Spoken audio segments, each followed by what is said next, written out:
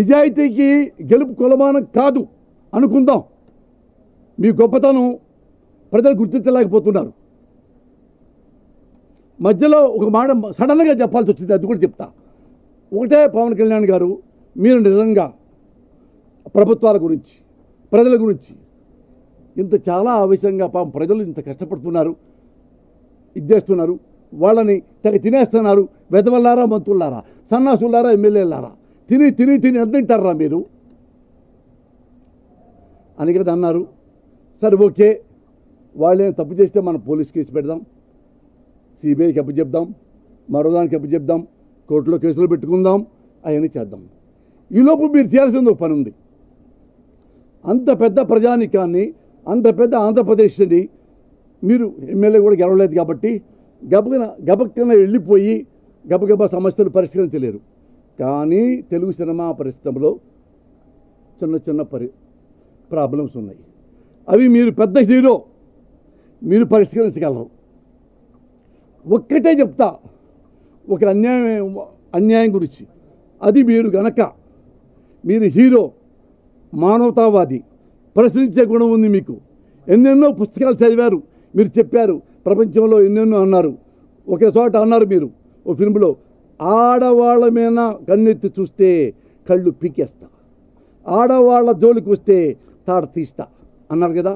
అంటే మీకు ఆడవాళ్ళంటే ఎంత ప్రేమ, ఎంత గౌరవం ఉందో అర్థమైపోయింది. మీ మీద ఆ గౌరవంతో ఒకటి అడుగుతున్నా.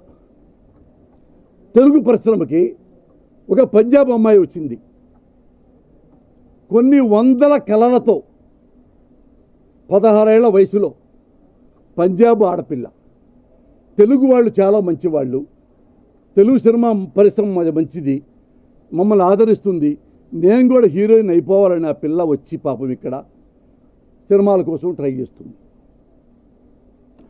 ఆ అమ్మాయిని ఈ ఇండస్ట్రీలోనే ఒక ప్రముఖుడు, నేను నీకు వేషం ఇప్పిస్తా, నేను పైకి తీసుకొస్తా, నువ్వు బాగున్నావు అంటే నమ్మి నిజమే అనుకో, నమస్కారం పెట్టు.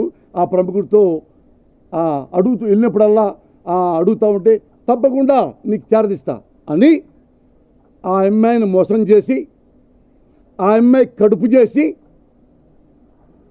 అదేంటని ఇట్లా చేశారు నన్ను, మీరు ప్రేమన్నారు, పెళ్ళన్నారు, ఇంకోటి అన్నారు. నోరు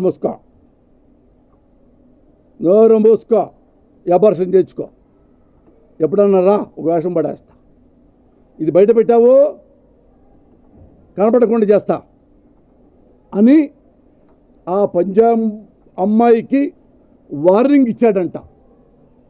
ఇది ఎవరికైనా చెప్తే, మీడియాకి చెప్పినా ఎంతో చూస్తా అన్నాడంట. నేను విన్నాను, అందుకే మీకు చెప్తున్నాను. అట్లా ఆ అమ్మాయిని బలవంతంగా ఒక హాస్పిటల్ తీసుకెళ్ళి హైదరాబాద్లో అబార్షన్ చేయించారంట. వాళ్ళ ఇంట్లో వాళ్ళు ఏడ్చారంట, గగ్గోలు పెట్టారంట, నా కూతురు జీవితం నాశనం అయిపోతుంది అంటే. కొన్ని కోట్లు, 5 కోట్లు ఏదో అన్నారు నాతో, అన్ని కోట్లు ఇచ్చి నోరు మూసుకోండి బెదిరించి, ఎన్ని కోట్లు మనకి తెలిసింది మీకు చెప్పుకోవాలి కదా. నేను అది జరిగితే గతి లేక ఆ పిల్ల, ఇంత పెద్ద ఆయన చాలా పవర్ఫుల్ మనిషి, ఇకేం చేయలేక ఏడుస్తూ మానసిక రోగంతో పిచ్చిదైపోయి, సన్నగా ఎండిపోయి పిచ్చిదానిలాగా అక్కడికి ఇంట్లో ఉంటూ మానసిక పరిస్థితి బాగోలేక బాధపడుతూ, షీఈస్ క్రైయింగ్ లైక్ ఎనీథింగ్. నేనంటాను, పవన్ కళ్యాణ్ గారు మీరు పవర్ స్టార్, ఎందుకంటే మీరు ప్రశ్నించే గుణం ఉంది. ఆడపిల్లలు వెంక చూస్తే తాట తీస్తా అనేవాళ్ళు, అందుకని మీరు నాకు నచ్చారు. అందుకని నేను మీకు ఈ పబ్లిక్లో ఆడపిల్ల పేరు చెప్పకూడదు కదా.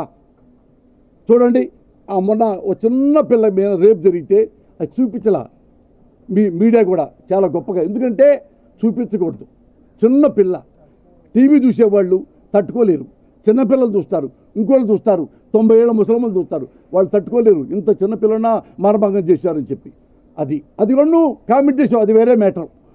అట్లా నువ్వు గట్టివాడి కాబట్టి ఆ పిల్ల పేరు మీడియాలో చెప్పకుండా మీ చెవులో వేస్తా. మా స్టేట్ ద్వారా కానీ వేరే మీ ఫోన్ నెంబర్ ఎట్టాకొట్ట పట్టుకొని ఓ మెసేజ్ కానీ పెట్టి ఆ ప్రముఖుడి చేతిలో నాశనం అయిపోయిన ఆ పిల్ల పేరు మీకు చెబుతా, మీరు రండి. అప్పుడు ప్రశ్నలో ఆ పిల్ల పేరు చెప్పండి. ఇట్లా పోసాను పంపించాడు, పోసాను ధైర్యం లేక పాపం నాకు చెప్పాడు, నేను ధైర్యవంతుణ్ణి, ప్రశ్నించే కూడా నాకుంది, ముఖ్యమంత్రుల్ని ఎమ్మెల్యేని మంత్రుల్ని సన్నాసులారా దత్తమ్ములారా నీ అయ్యా అని అనగల దమ్ము నీకుంది. కాబట్టి ఆ పిల్ల పేరు మీరు ప్రశ్నలో చెప్పి ఆ పిల్లకి భరోసా ఇచ్చి దాన్ని సిబిఐకి అప్పచెప్పండి. అమ్మా నిన్ను ఎవడు ప్రేమలో అని చెప్పి నిన్ను కడుపు చేసి నిజంలో నాశనం చేసి నీకు అబార్షన్ చేయించి నీకు సినిమా జీవితం కూడా లేకుండా చేశాడు, కనీసం ఒక సంస్కారంగా బతుకుతామన్నా కానీ ఆ బతుకు కూడా లేకుండా చేశాడు అని